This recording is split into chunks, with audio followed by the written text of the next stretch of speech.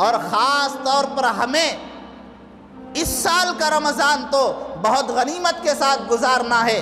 یہ ہمارے گناہوں کی نحوست تھی کہ گزشتہ سال رمضان میں ہمیں عبادتوں سے روک دیا گیا۔ حکومتوں کی بات نہیں کر رہا ہوں، اللہ بھی بڑا بے نیاز ہے۔ میرے بندوں، میں نے تم کو رمضان دیا تھا تاکہ تم میرے پاس آؤ، اپنے گناہوں کو معاف کرواؤ، لیکن تم بازاروں میں گھومتے رہے۔ میں نے تم کو شب قدر دی تھی تاکہ تم رات میں میرے سامنے کھڑے ہو کر اپنے گناہوں کی معافی مانگو، تاکہ تم رات میں کھڑے ہو کر اپنے گناہوں پر آنسو بہاؤ، لیکن تمہاری راتیں بازاروں میں گزرتی تھی۔ ایک سال اللہ رب العزت نے رمضان سے محروم کر کے بتلایا، اب ہمیں قدر کرنے کی ضرورت ہے۔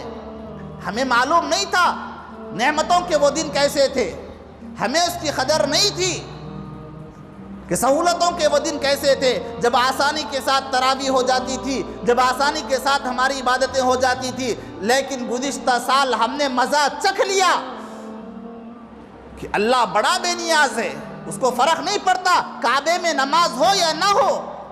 یہ تو ہمارے واسطے شرم کی بات محسوس ہو رہی تھی کہ کعبے میں نماز نہیں ہو رہی، اللہ کو فرق نہیں پڑتا۔ وہ محتاج نہیں ہے ہماری عبادتوں کا، وہ محتاج نہیں ہے ہمارے روزوں کا۔ پوری دنیا بھی اللہ کی نافرمانی پر آ جائے، اللہ کو کوئی فرق نہیں پڑتا۔ پوری دنیا بھی اللہ کی فرما برداری پر آ جائے، تب بھی اس کو فرق نہیں پڑتا۔ وہ بے نیاز ہے۔ عبادتوں کی ضرورت تو ان کو پڑے جو محتاج ہوں۔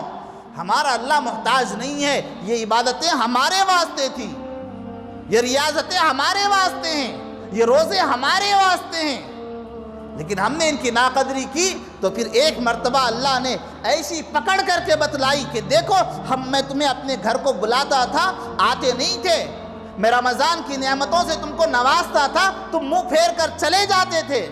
اب ایک مرتبہ اللہ رب العزت نے ہمیں مسجدوں سے دور کر کے بتلایا، اب قدر کر لو، اب قدر کر لو۔ اگر ابھی بھی قدر نہیں کیے تو کہیں ایسا نہ ہو کہ ہمیشہ ہمیشہ اللہ کے دربار سے دھتکار دیے جاؤ۔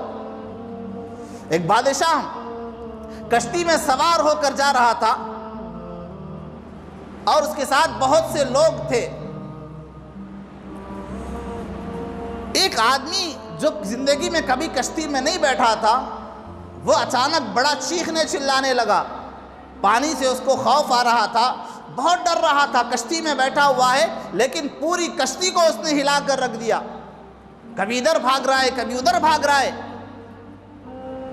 بادشاہ نے اپنے وزیروں کو، اپنے سپاہیوں کو بلایا اور بلا کر کہا کہ بھئی کوئی آئے، اس کو خاموش تو بٹھائے۔ اب ہر آدمی آ رہا ہے، سمجھا رہا ہے، جو سمجھانے کے واسطے آ رہا ہے اور زیادہ رونا شروع کر دے رہا۔ کبھی زندگی میں پانی میں اس نے سواری نہیں کی، پانی کا سفر نہیں کیا، کشتی میں نہیں بیٹھا۔ آخر میں بادشاہ کا ایک ہوشیار وزیر تھا، وہ آیا اور اس نے کہا کہ بادشاہ سلامت، سب کو ہٹائیے، میں خاموش کرواتا ہوں۔ کہا کہ ٹھیک ہے بھئی خاموش کرواؤ۔ وہ گیا، سیدھا اس آدمی کو پکڑا، اس کے کپڑوں کو پکڑا، اٹھا کر پانی میں ڈبویا، پھر باہر نکال کر کشتی میں بٹھایا۔ جیسے ہی باہر بٹھایا وہ آدمی خاموش بیٹھ گیا۔ بادشاہ پریشان، اتنا سمجھائے تو نہیں سمجھا، اچھے سمجھانے والے سمجھائے نہیں سمجھا، انعام کا لالچ دیا گیا، بھئی خاموش بیٹھ جا، کنارے پر جانے کے بعد میں موتی دیے جائیں گے، ہیرے دیے جائیں گے، جواہرات دیے جائیں گے، لیکن خاموش نہیں بیٹھا۔ آخر تم نے ایسا کیا کام کیا کہ ایک مرتبہ پانی میں ایک ڈبکی دے کر باہر لائے اور اس کے بعد یہ خاموش بیٹھ گیا، آخر وجہ کیا ہے؟ تو وزیر نے کہا بادشاہ سلامت، اس کو ڈوبنے سے پہلے کشتی پر ملنے والی سہولت کی قدر نہیں تھی، جب یہ ڈوب گیا تو اس کو پتا چلا کہ پانی میں ڈوبنے سے بہتر کشتی میں سوار ہونا ہے۔ اس کو کشتی کی قدر اور کشتی کی قیمت اور کشتی کی نعمت کا پتہ اس وقت میں چلا جب اس کو ڈبکی لگی ہے۔ اسی طریقے سے اللہ نے گزشتہ سال رمضان میں ہمیں ایک ڈبکی لگائی ہے۔